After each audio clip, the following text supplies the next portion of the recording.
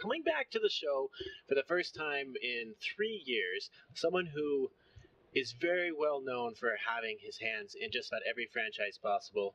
Tons of tabletop greatness, video games, and book universes such as Forgotten Realms and Star Wars, which most of you know him. Welcome back to the show, Mr. Jeff Grubb. It's good to be here. Last time you were on, people were very vocal, saying, "Great interview, but shut the baby up." Well, the baby's older now. So. Yeah, and the baby's also not attached to my chest. Okay. Back then I was the one at home a lot because my wife worked dispatch, and so I had a baby attached to me. And the only time it was ever funny for people was when I was playing Star Wars: The Old Republic, and I was voicing the people, and he ripped out chest hair in the middle of a dungeon or Flashpoint, and so people were like, and I'm screaming like, "What did they do? What happened?" I'm like, you won't believe it. Baby fingernails are the sharpest things in the universe. Yes, they are. Mm-hmm. So, last time you were on, we talked a lot about Forgotten Realms. We talked about your Star Wars book, Scourge. Right. And, we touched on a lot of things because, you've worked in a lot of franchises. But today, we're going to be focusing more on the writing in different franchises. Because I'm assuming when you write a book like in, say, Magic the Gathering, it's going to be a lot different than writing for a role-playing game. Yes. And writing for Guild Wars is significantly different than writing in a comic book or and so on. And you've done all of these. They share properties, but they have different demands on them, different requirements, different rhythms. Actually, basically, you have different places where you can a different amount of space you can play with. And even when you're writing in the same universe, like you did Forgotten Realms comics and you did Forgotten Realms books, and I believe you also did some Forgotten Realms tabletop stuff. And, yes. And each one, they might all be in the same universe. They might be, reflecting on the same world, but different types of writing required. I'm just curious, off the top of your head, which do you as a writer find more difficult to write in? Like a role-playing tabletop one, a game like Guild Wars, comics, books. Is there one that's more difficult for you? They are, I like them all, but they all have different requirements on them. They all require like a slightly different set of muscles. It's like you're running and then you start doing pull-ups. Yes, you're still using muscles, but basically it's a different set of them. And I actually like working in different areas, different genres at the same time. So I might have a day job where I'm doing one thing and then I'm doing something else at home, and it's nice. I always describe that it gives me, working on outside projects gives me the chance to have a completely new group of people to complain about. And it has different requirements for, I mentioned space before. With a novel, you have a little bit more space to, basically spread out. You basically can, get a little more into detail. You can get a little more deeper. You can get into the characters a little more. If you're doing just even something like a short story in the same world, you need to establish yourself very quickly. You have to move the plot forward. Someone said that a short story has, one thing happens, and basically that's you need to get to the point, deliver, and then basically get out. With a novel broken up over chapters for a format is basically it's a different sort of pacing. You're basically building these bricks of chapters, and each chapter is X number of words, which for me is about between 3,000 or 4,000 words, and basically assembling them. And basically each chapter has its own rhythm and its own flavor. Comic books, being a graphic medium, has some very interesting challenges, both because you are not in control of the images. You can recommend the images. You can say, this is how I'd like to lay it out, but the artist, basically what was the penciler back in those days, was responsible for basically bringing it to life. And you can give them a whole lot of data, and sometimes they'll do it, and sometimes sometimes I'll say, "Ooh, I have a better idea." And my requirement when I'm working with in a comic book universe is, here's my baseline. If you can beat this, go ahead. I was very fortunate on the Forgotten Realms comic to work for the longest times with Rags Morales, who is just a wonderful artist. And, we got very concerned because, of course, in those days, 24-page comic book, and a good artist does a page a day, and it's a monthly book, and you can get behind very quickly. And so I wrote a comic book that took place mostly inside one character's head. So he had a lot of black space that he could, basically play with. And he said, "Ooh, this is really fun, but I can do this, and this with the same story." And I said, go for it. We'll work around it. And as a result, we got even further behind because he kept putting cool stuff into everything. So yeah, each media has a different set of requirements, and that part of it's space. In comic books, it's basically I'm writing a script, which is broken down. Which in my case, there's a couple ways of doing it. I've done it, full script where I write everything out and lay everything out, and this is what I'm going to do, and I'll see it when it's finished.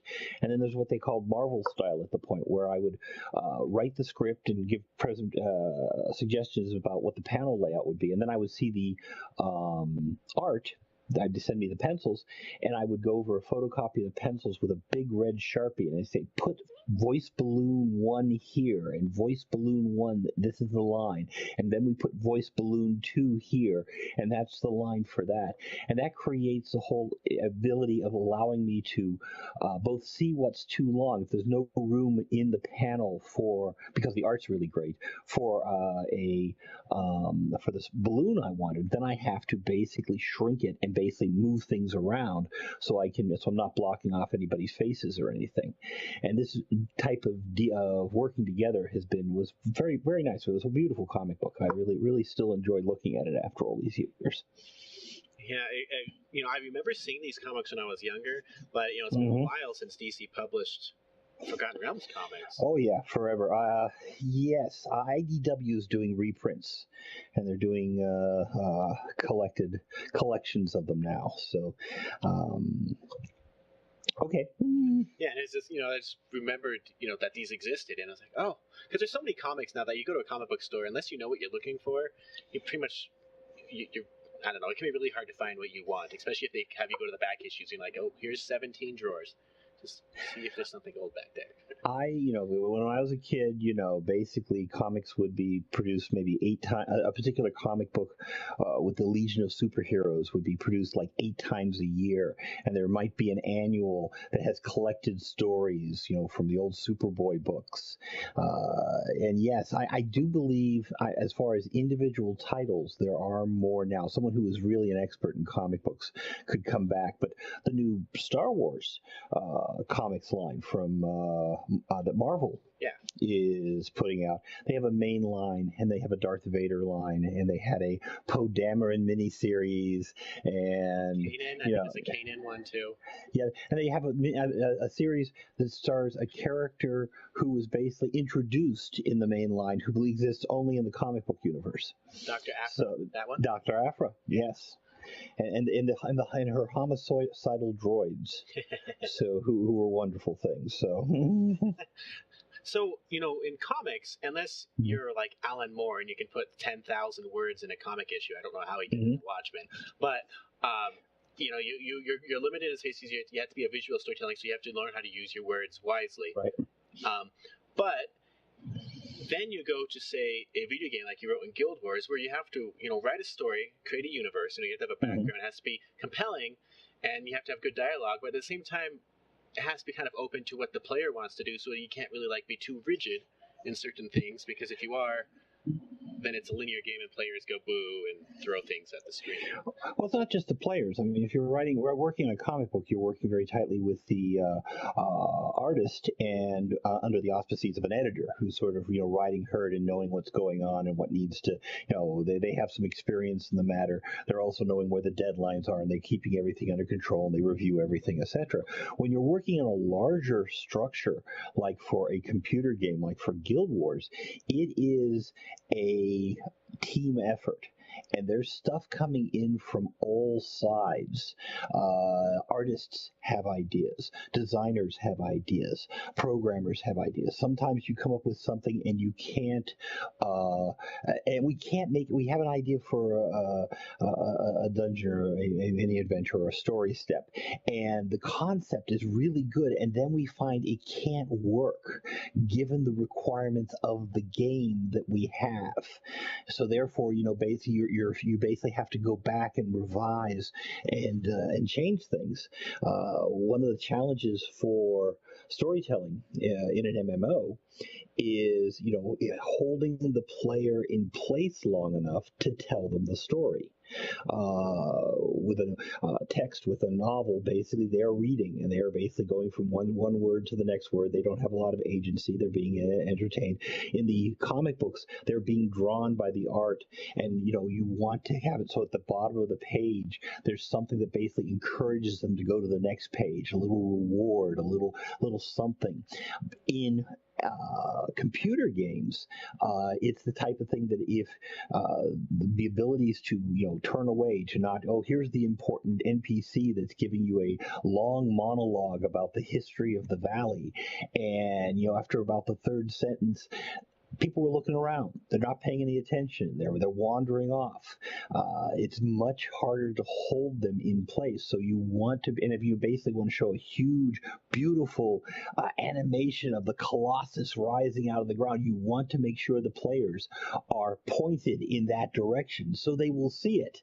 So they aren't like looking over at a wall somewhere and, I missed that. So, God, that's horrible, And by the same time, you want to give them agency. They have to have the ability to basically interact with their environments, because that's one of the joys of MMO. They can move around. You'll notice that in a lot of computer games, if they need to give you a big chunk of expository dialogue, often they'll put it in with a character in front of like a big set of doors. And the doors will not open until after after they're done talking, and that is in part to basically slow you down. One trick was the bad guy appears, but he cons green. In other words, he basically registers as a friendly until and you can't attack a friendly until he's done with his monologue, and then he will attack and he will become red, and then you can beat him up. And that doesn't; those are not really great fixes, but that's sort of like a de facto type of thing when you're writing stories. The other pieces I mentioned, everybody's involved. We've done really, really well. When we did Guild Wars 2, when we did Nightfall way back at the time, we had very much, we had the base story, we hammered it out, and with the writers and the lead designers and everything, and then we would go from department to department. For Guild Wars 2, it was Reese Sosby and I, and we would do story time with Uncle Jeff and Aunt Ree. And we would lay out the story, and we would get everybody else understanding and buying in. And this is one of the challenges of working in a computer game, is that it's there are so many moving parts, and keeping people connected so that they know what the story is and who these characters are, and is part of the challenge. One of the things that I've developed over time, is the idea of trying to discover what the theme of a computer game is. For Guild Wars, it quickly became, people joining together to fight a greater foe. That's pretty straightforward. The thing is that once it starts settling in, then everything they do, which in an MMO, that works out really well because you get a lot of people who are coming together to fight the big dragons and they're coming together to fight the big monster. And that becomes a theme that basically undercuts a lot of the story, underlies a lot of the story. And either you're working with it or you're working against it. You're showing weaknesses for it, you're showing strengths for it. And that's all very interesting as far as development of a computer game as opposed to a story. Often, in computer games, and having worked on books that were based on computer games, you may not realize what the theme is until after they're done with the game. Because the game is basically, we've got a series of events, or we've got a type of combat here, and then you get to the end and say, oh, that's what that's all about. And that's something I know they're definitely pushing right now, because the new game, well, it's like Guild Wars, Destiny 2 just came out, and they're like, you can either play it for friendship and, getting through this together, or I'm going to be ruling and get all the loot because I am awesome. Yes, and there are different, styles of play. MMOs also have a challenge in that they're very much different styles of play all under one roof, and keeping them all happy is a challenge. There are people who love story, and they want to hear the story, and they basically would love nothing better than to have several pages of text that they would basically go through to discover the history of Ancelon, etc. And there are those who like PvP. I want to go out and I want to play and I want to fight against these other people, and I want to show that I'm the best person at that.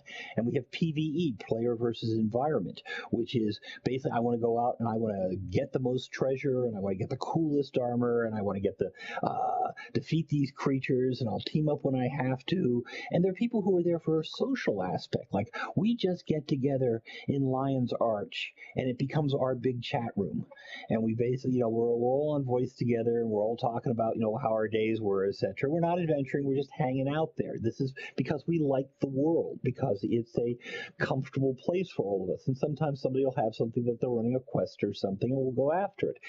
And because there are so many, I think this is one of the big challenges for a modern MMO, and why there's so few of them in the past few years, is because they've got so many different markets pulling against each other. I know that whenever we did something for our competitive play, we would, see stuff on the forum from the PvE players saying, oh, well, we can tell they like them and not us. And, no, we love all of you, but basically it's when we roll something out, it may appeal to one group more than another group. Yeah, and the one that I've had the most writers on for, and there's also tons of writers for it anyway, would be like Star Wars: The Old Republic, where I know they had tons of writers. They divided up by class and so on. But Guild Wars is a very different type of game than Star Wars: The Old Republic, or even World of Warcraft, where they have all these different things. So when they say you're an embedded writer for Guild Wars and you're the one writing it, how many other writers are there with you, and what exactly? When you're saying you're the writer, what does this mean? Because I know for some games it's very different than others, how much role you have. The organization we had for Guild Wars 2, and it does change over time, was we had two embedded, and we were listed as game designers. We aren't writers. We were now the phrase is narrative designer, which I think is much more appropriate. But we are basically people who are more deeply involved in the gameplay side of it and laying everything out. We also had, and that was Ree Sosby and myself. We also had a writing team of about 4 or 5 people, and what they would do is they would take the various story steps and the adventures, and they would basically fill in the blanks effectively. They would basically work with the designers who say, okay, the next story step, this happens, this happens, this happens, and then your friend dies. And they would work with them to basically take what we've generated and what the designers have put together and say, okay, well, at this particular stage, when you're basically going up the hill and the monsters are about to swarm down on you, what do these characters say? And they're responsible for putting it together. And about four or five for the Guild Wars 2 team. And that was like Bobby Stein, Brian Campbell, Will McDermott and his wife Deneen, Angel McCoy, Scott McGough. And a lot of these are names that basically come out of tabletop role-playing games. Scott and Will and Deneen were all involved in Magic the Gathering when I was writing novels with them. And they were basically generating. Now, as time went on, we also generated a group of editors that basically would be responsible to make sure everything that is written gets put into a format that we could then record and basically go down to LA and basically, organize it and have all the lines there, and everybody knows what the part is and everything's cast, etc. And they're responsible for the accuracy of everything that's been generated. So we have three different component parts that were rolling around there. And our particular part, we answered through the design hierarchy. So we were talking to the lead designers and the lead creatives on that side, making sure that everything fit together. Okay. Now, other companies, other processes. Yeah, because I know, if you play Kingdoms of Amalur, it says Todd McFarlane and Ari Salvatore, but I don't think Ari Salvatore wrote every dialogue in a 114-hour game. Nor did I write every piece of dialogue in the Guild Wars. But in Guild Wars Nightfall and Eye of the North, I did write every line that went. That was voiceover, because it was a smaller project. The amount of voice that we had for those projects was much, much smaller than the amount of voice we had for Guild Wars 2. If you go back and look at them, the little bubbles that appear of character says X, those weren't voice. The voice only existed within the cinematics that led into and out of the major instances. Okay, so curious, in a Guild Wars 2, how much dialogue or script is there? Because the only comparison I have, as I said, is the Old Republic, but that one launched with 234 Empire Strike Backs worth of script. It was insane, and I don't think most games are like that. We figured no. Actually, Guild Wars 2, it was a humongous number. It was 150 novels worth, and I'm pulling that number out. We actually did put that down. That's a factoid somewhere in the Guild Wars site that you can find out how much text, because not only was it your main storyline and your cinematics and the big events, but every time you went up to a merchant, the merchant would say something to you as a greet. Every one of those lines had to be recorded. Wow. And what we did for them is we created human character A, Andrew. He was our male human merchant. And we cast him, and we said, you're a friendly type of guy. You're basically not going to be in situations where you yell at people. You say, how can I help you? This looks interesting. I think this would be nice. We recorded it, and then we used Andrew's voice on every male human that you encountered in the game. So it was a little basically, and that would fit. It was an emergent situation. Then male human B was more of the angry one, or the military one, or the or the child, or something like that. And basically, we had different voices and different actors, and we created the versatility of when you're in the city, you're encountering a whole bunch of people who sound different, but they all came from the same box that we were, different actors that we were recording lines for. But that basically helps create the illusion of a very deep world.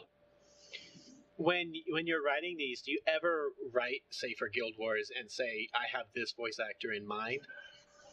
Yes, we do sometimes. Actually, okay, when we do, I think this is a common process because I haven't worked with a lot of different companies, is that we will write an audio side. And this side is basically what we took to Blindlight, who was our production house down in LA. And it would say, Andrew, human merchant. And it would describe who he is and what he does, and then it gives a listing of five typical lines. And they would go out and they had a whole Rolodex full of male actors, and they would say, would you want to try for any of these? And they would send in audition tapes who they all read the five lines. They went through and took out the ones that really didn't work, and they sent us the best. And then our group would sit, the creative lead, myself, lead writer, we would all sit in a room and go through them all and basically say, okay, that guy sounds good, and he would be cast for that role. And then we would basically go down, and again, Blind Light would do all the scheduling, and we would record sessions where the actor who plays Andrew will come in and say and do all his lines. Now, one of the pieces of the side is comparables. If I could cast anyone in this particular role, who would I cast? If time and space and money were no objects, I could resurrect dead actors. I want this character to sound like Vincent Price. This is the sound voice quality I'm looking for.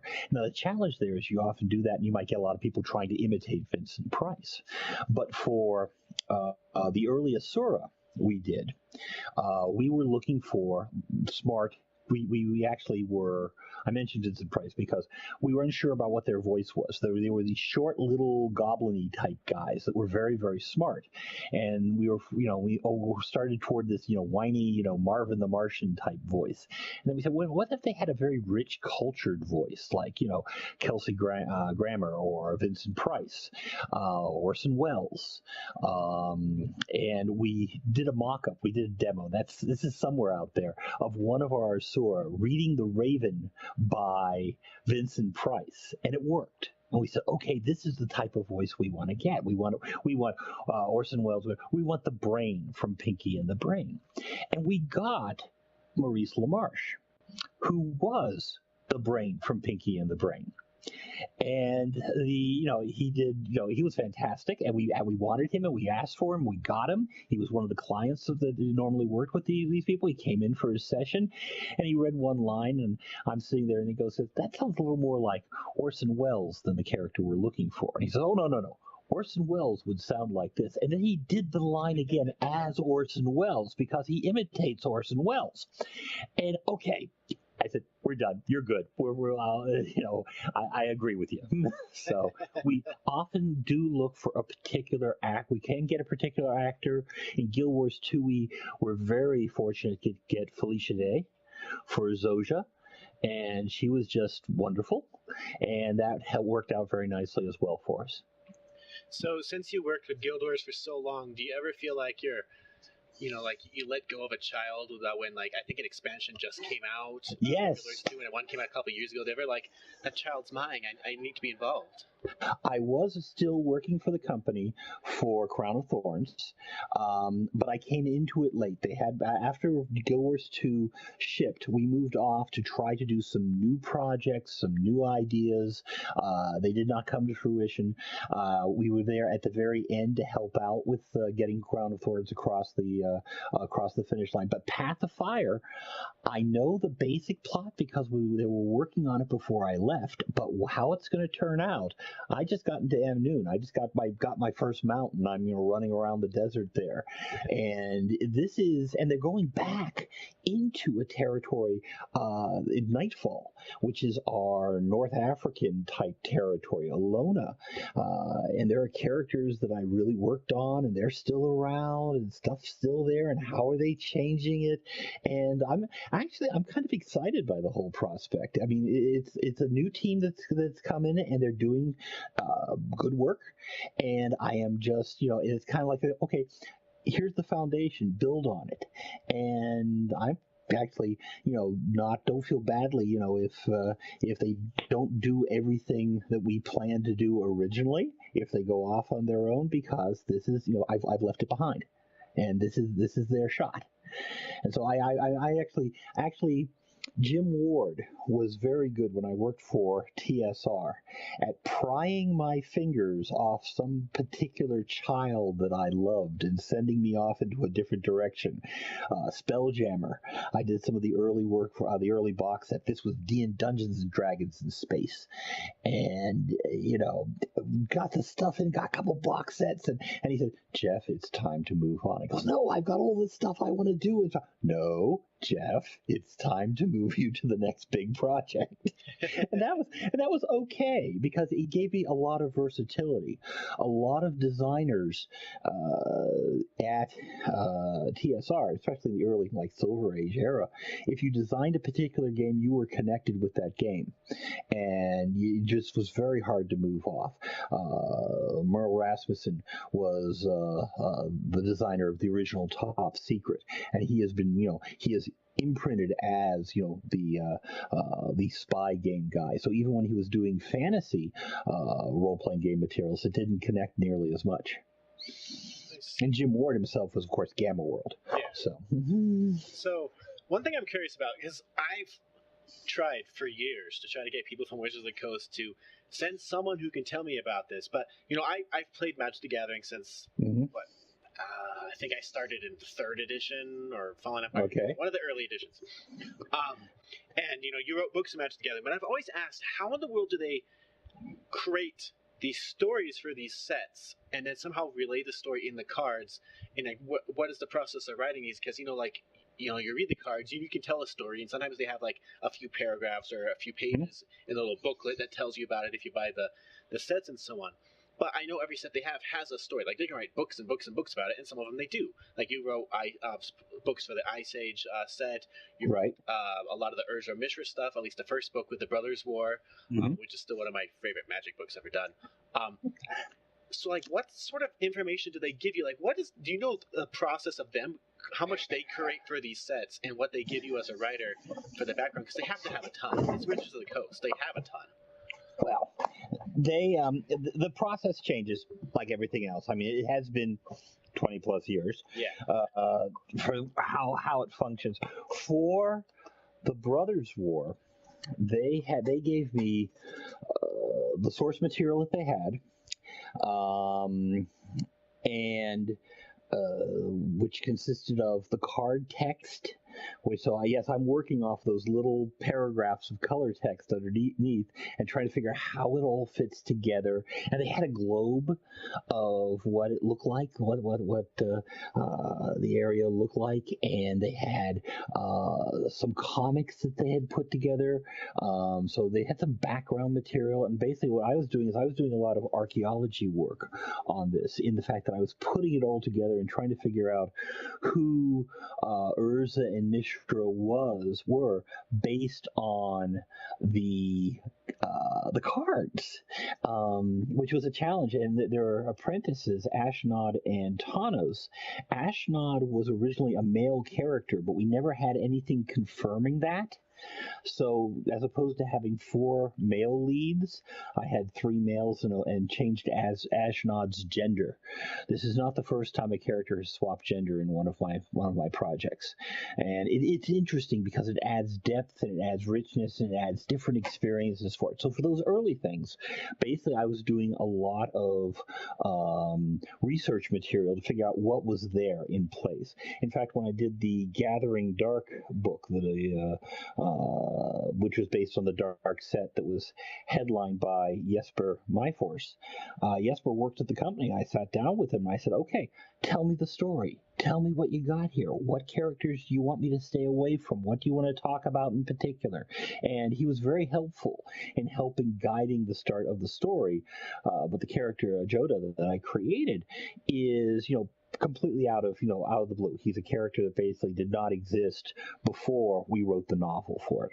Now the process now, they have a formal process. I don't know all of the details, but they sort of they start and they do create an in-house Bible, and they basically use that. They basically lay out what their factions are, what the main characters' names are, what's an overarching story, and they use that to inform as they design the cards. Here's a card and it does this. Okay, it's green. It's got that's what I'll say. It's red. It's got one cost one fire to basically bring it into play. One red mana, and okay, it's probably some sort of goblin. Okay, we have goblins in our operation. Let's say, oh, this it fits with this particular thing. And they name it, and it basically then feeds back into the story as they start building and constructing the sets. For one set, I did a later set. I actually did some flavor text where they would basically say, "Here's the card. Here's what it does. Here's the background material. Go, tell me what it is, and give me there's this much space available for it after we describe the text of what it does." Put some flavor text in there, and I did a whole bunch of them, and I have no idea if any of them were accepted or not, but it was fun. That was a freelance position that we were working on. So I do know that they have a James Wyatt, who came up through the tabletop D&D side, had been working over on their side on story for Magic the Gathering. And again, much like video games, there are people who love the lore and people who just care that it's a 1/1 red creature with trample, if trample still exists. So that's the other thing. The game has changed, has evolved over time. But I was reading one of the new cards. I was saying, what is this? What is this ability? I don't know this anymore. And that makes you feel old. Even back in the day when you're like phasing, I still don't understand phasing. It's like Thaco, Dungeons and Dragons. Like, I don't know. It's just there. Thaco to hit armor class 0. It's obvious. So, moving on from there, we're gonna cover one more subject before we wrap up. We're gonna talk about writing role-playing books, because in a role-playing game, of course, you're supposed to create a background, a story to structure it, but at the same time, most of the point of role-playing games is freedom to create your own story within there, but you do create scenarios, and there's campaigns and so on. So we'll go with D&D stuff, just because that's an easy way to say how you write about it. So when you have to create a role-playing game or a role-playing scenario, do they tell you how much information they want from you, or do you tend to write a bunch and then they say, we'll keep the first 8 pages, throw out the rest because we don't need this? How much structure do they give you to create what you need? The structure, I tend to work from when I'm writing novels or role-playing games, I tend to work from a tighter outline. But with an outline in place, then I know where I'm coloring outside the line, so I'm adding material. One of the big challenges for role-playing games is we have X amount of space. We've got so many words we can fit into a 32-page booklet, a 198-page hardback, and basically making sure that we have chapters that are laid out that basically cover that material. If we overwrite and it's all vital material, we end up having to shrink type size or add another signature, which basically the first makes it harder to read, the second makes it more expensive because we're using more paper that we didn't budget in the first place to do it. When a good example, Forgotten Realms 1, the first source book for after we did the gray boxes. This is the one with the beholder on the cover. It was called Waterdeep in the North, but we had so much on Waterdeep that we had like one page on the north because there was no room. And the only way we got it down to that level is we reduced all the information on the noble houses of Waterdeep down to this teeny tiny mouse type to get it all in. So that was a case where we had too much information and we were packing it as tightly as we can. And for over the period of a long series, you want to have some consistency as far as readability. So we don't want some things to be really text heavy and some to be lighter. Basically we want everything to have the same sort of feel. So the amount of word count is a big requirement in what you're doing. Even when you're doing novels, a typical fantasy novel is about 90,000 words. I think if it gets up to like Brothers War, which is this big, huge, thick book, was about 140 and 40,000. And keeping an eye on how much you're writing is one of the things that you have to take care of, because if you're missing it, you're going to have trouble later on. I've just actually finished a project for Wolfgang Bauer and Kobold Press, they were redoing their Midgard campaign setting, and I, wrote up a whole bunch of stuff, and I revised a section I had worked on previously, and I added a whole bunch of stuff, and I'm worried that it's a little long. The editor sent back notes saying, "Wow, I'd really like to know more about the Shrine of Blades, and I'd really like to know about the Lord's Arcane." And so I'd give him another, 400 words on all of these, and I have no idea if this section's going to have any art in it when it finally comes out, just because I put so many words into play. Does that get you where you want to go? Wow. Does that make sense to you? Yeah, that does. And there's a very pragmatic engineering side to what we're doing, and I'm a civil engineer by training, so this fits in very neatly with me. I have to paint a beautiful picture, and it has to fit a frame this size. And that's one of the things we play against. Have you ever had it where, you've worked in a lot of role-playing universes, a lot with TSR and Wizards and so on.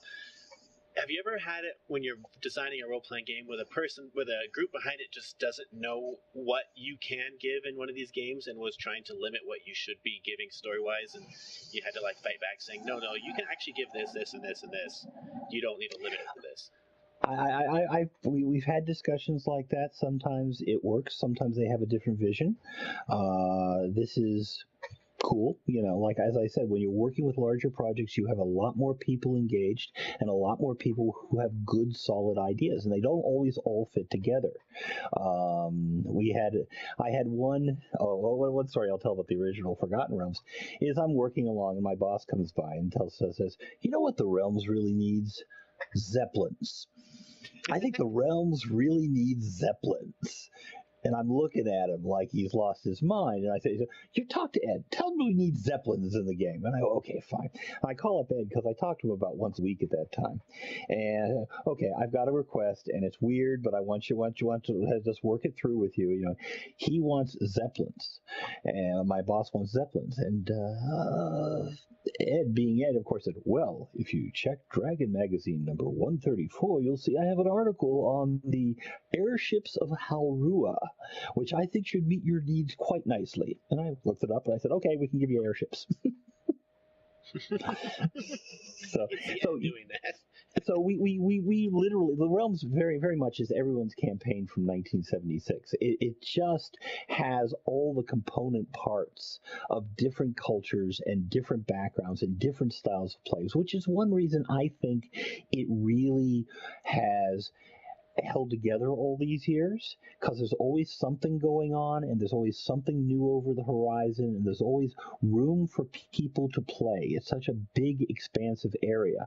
I always said that the Dragonlance was like a tree and the Forgotten Realms was like a bush, and because the Realms was growing in all directions and basically you'd follow along here and then jump over here, whereas Dragonlance, which is still very, very well from its story, it has a big epic that runs through it.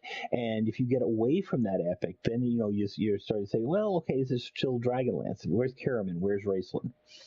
Yeah, I can see that. And then it helps that in Forgotten Realms you have someone like Ed Greenwood, who is still that 8-year-old child who started it in the 60s. Very much so. In fact, I'll mention that he's world building still, and he is. If you check out the Ed Greenwood group, he's basically at TEGG online. They are basically, he's launching new worlds and new concepts with new novels. He's breaking a lot of young talent here and basically doing a lot of that really interesting world building right now. And he's definitely a credit to Forgotten Realms, because almost everyone I've ever talked to says to either call you or him and say, "I need help with this. What do I do?" And he goes, "Well, there is this right here that I'm..." Exactly. Ed knows where all the bodies are buried. I mean, I have not been as connected, so therefore the more recent stuff I have to do research on. But and again, it's the same thing I was talking about before. It's good to see if someone does something and it's really good and it's based on your foundation. You feel good because they've done proud by the world. And if it doesn't work out so much, people come back and say, "Wow, I really liked it in the old days." So I think this is nothing but a win-win situation. Yeah, definitely, for sure. And I guess last question about writing in in role-playing.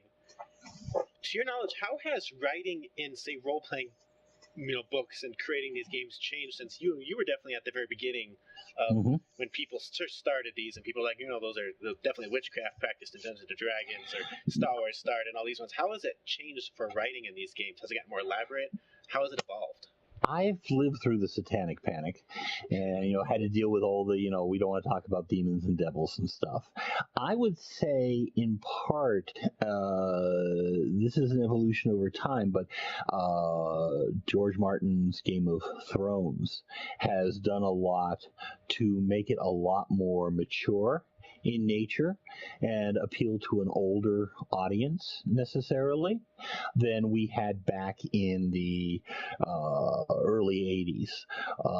Notable, and this keeps popping up, is on Ed's original maps for the Forgotten Realms, for his cities, he had brothels and bordellos all over the place. And we were looking at the idea of having to rekey all these maps to get rid of these brothels. And I said, no, we're going to rename them. And they became fest halls, which apply to a multitude of sins, gluttony as well as all the others. So there's fine wines, and there's, great food, and there are chefs and everything.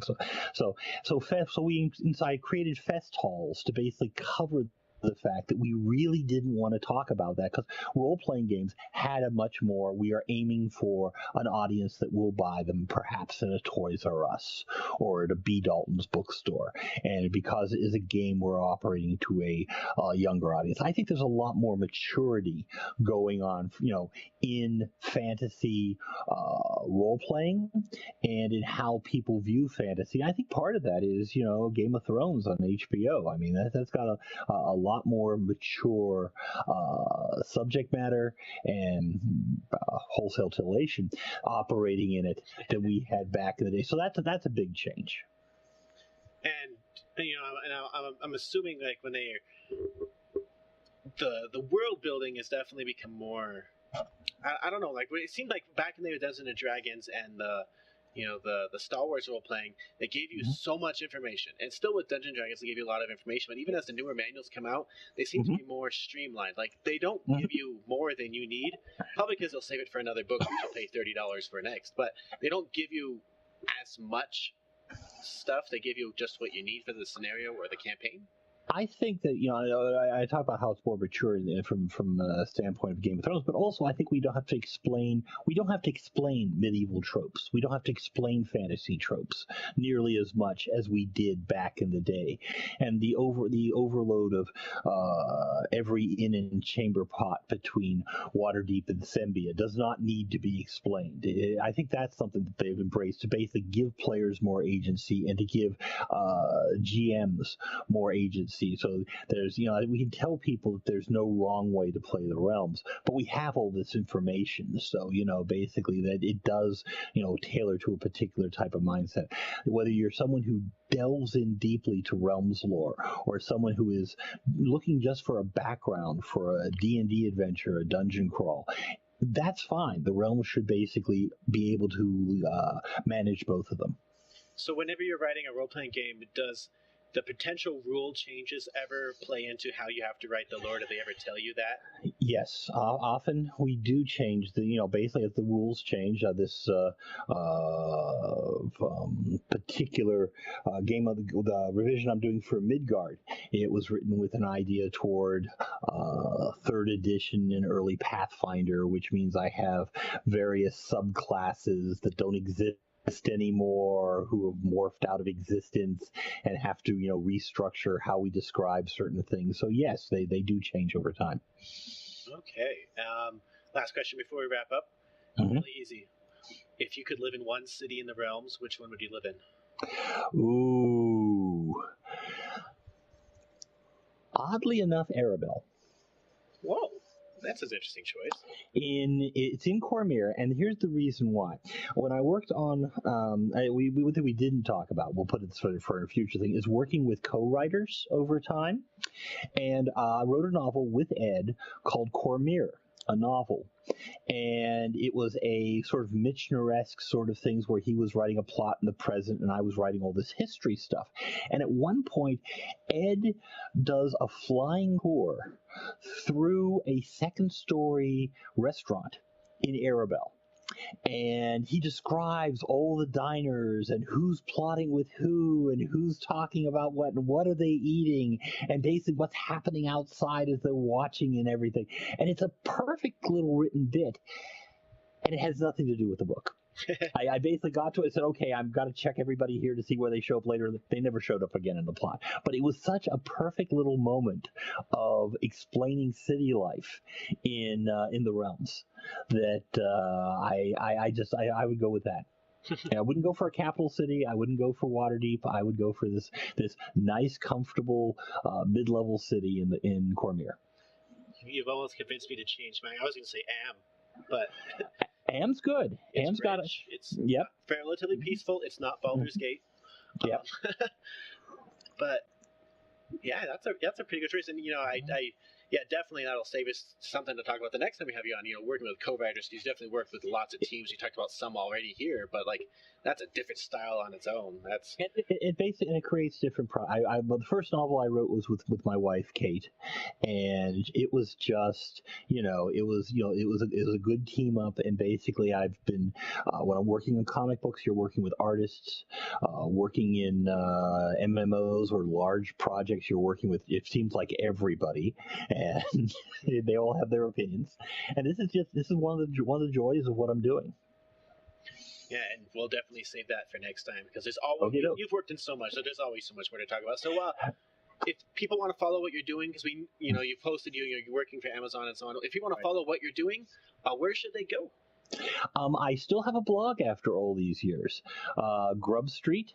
Grubb Street, one word, .blogspot.com, and I post more erratically now than I used to in my younger days. So it's usually local politics and collectible quarters, and play reviews. I go see a lot of plays. So I think the top story right there is actually a review. Right now at the time of this recording, is a review of I was rereading an old Dorothy Sayers novel, Murder Must Advertise. It's Lord Peter Wimsey. And I've just, why did I like it back then and why do I like it now? Nice. And so, and if people want to follow, and if you have any updates on what you're working on and so on, it'll be here as well, and on Facebook. It will be. Right now, I'm working on stuff that I cannot talk about, and we're not in any position to speak of. So, we look forward to when you are, because if your previous work has anything to say about it, it's going to be pretty great. We are having fun right now. That's good. That's very good. And I hope you listeners had a lot of fun bringing back Jeff Grubb. And thank you for the suggestion for bringing it back, because notice there is no crying baby.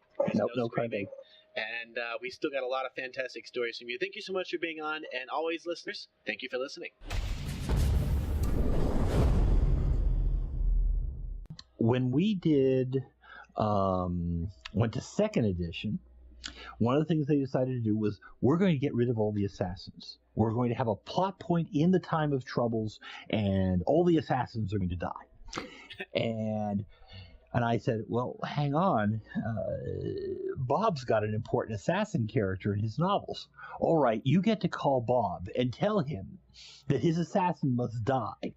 But he can kill him any way he wants. And I call up Bob and I said, Bob, I don't know how to tell you this, but one of your assassin character has to go away, and Artemis Centauri, and he said, we went back and forth. He said, give me 5 minutes, I'll call you back. I said, okay, and he called me back 5 minutes later, and he said, he's not an assassin. He just kills people for money. And there was a heartbeat, and I said, yes, I can work with that.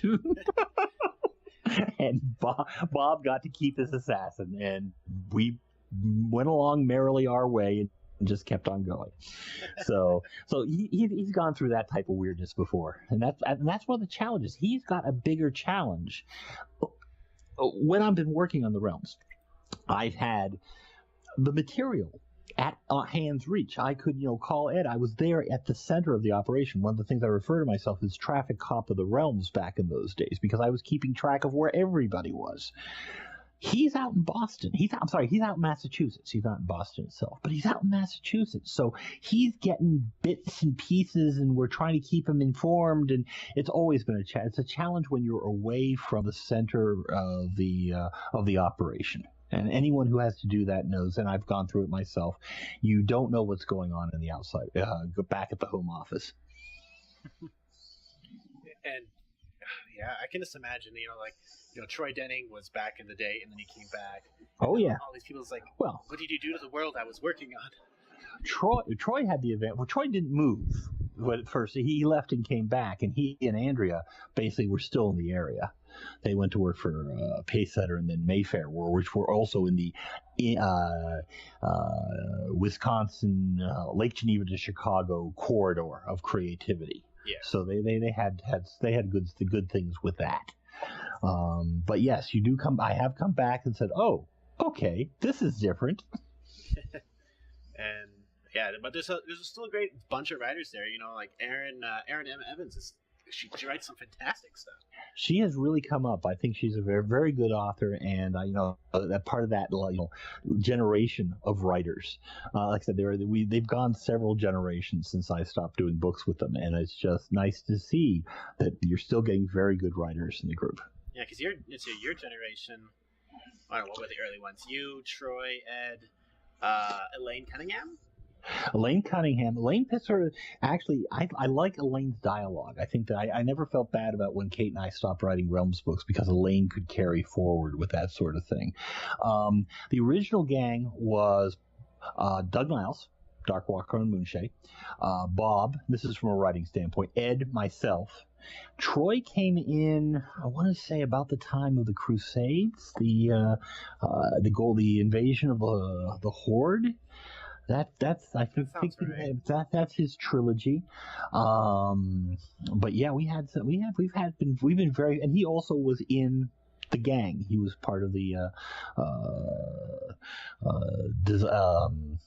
designers and editors at TSR. And then Byers would be like second wave, right? Yes. Because he was doing more stuff. They were coming in when I was on the way out.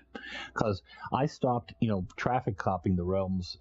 Stephen Shen took over for me, ran it for many years. Basically, worrying about the book department had its own, stable that was evolving over time. That basically was people who they could go back to. So that was just, there are other people who follow, and I wish them all well. I'm curious, as the current traffic cop of the realms, do you also do the traffic hopping for all the games from Baldur's Gate through to? No.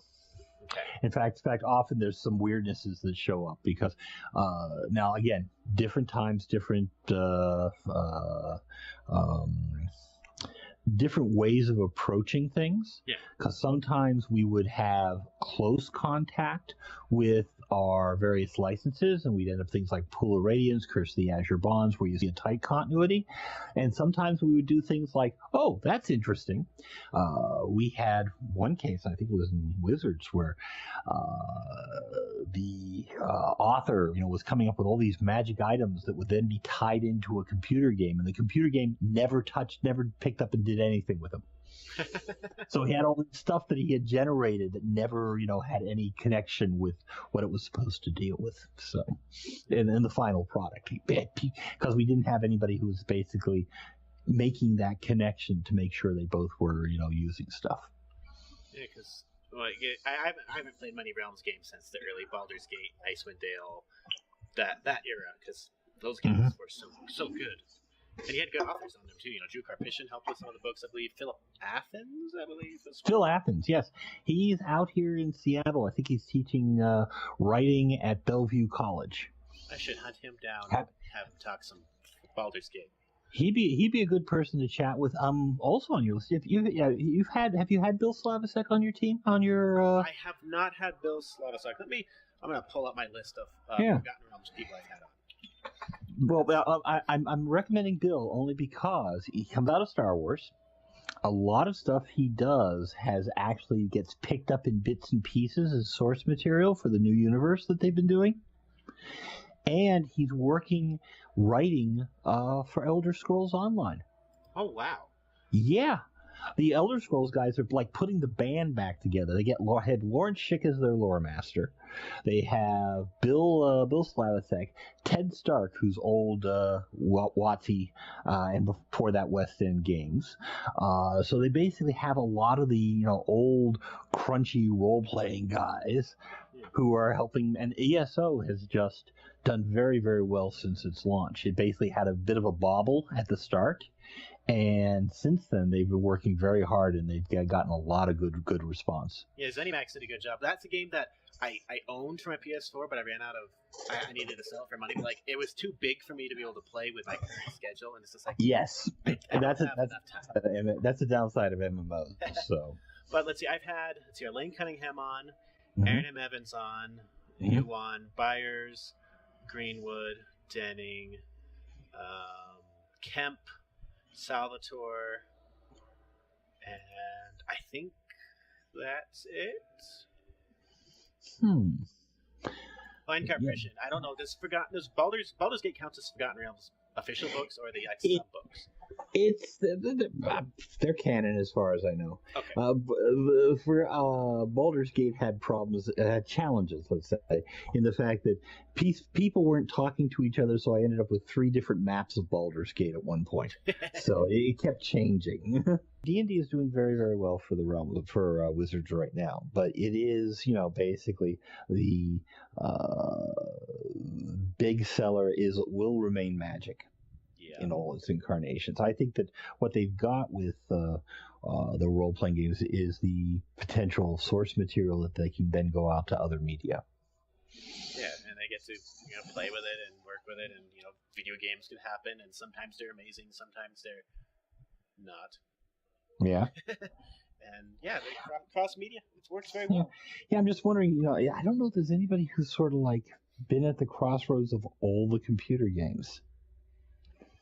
Because there've just been so many over the years now. Yeah, because I know I can talk to BioWare, Obsidian people for Baldur's Gate. Right. That's pretty easy. And Neverwinter Nights, Icewind Dale, that batch.